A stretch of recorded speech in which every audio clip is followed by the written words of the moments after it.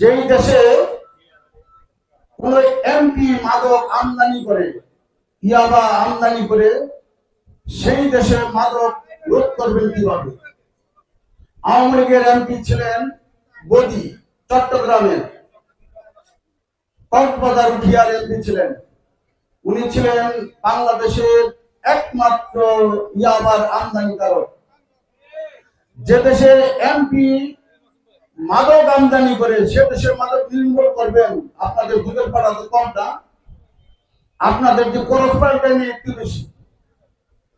শেখ হাসিনা এদেশের মাদকের বীজ বপন করে গেছে।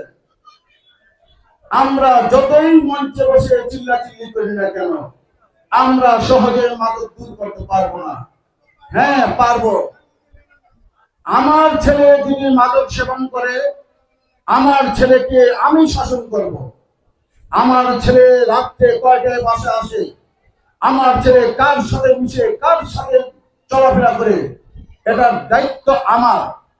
আর আপনারা বলবেন এটা রাজনৈতিক নেতাদের এটা দায়িত্ব না।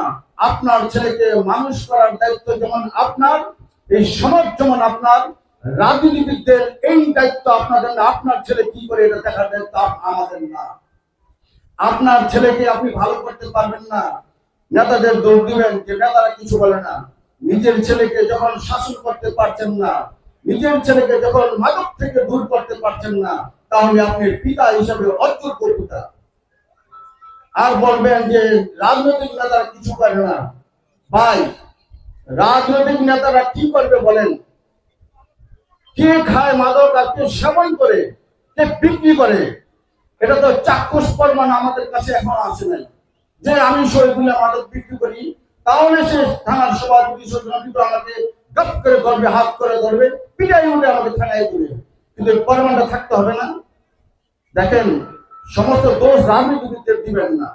কারণ আপনারা সম্মিলিতভাবে যদি যারা মাদক বিক্রি করে তাদেরকে প্রতিহত না করে এককভাবে কোন নেতার পক্ষে এবং পুলিশের পক্ষে সম্ভব না।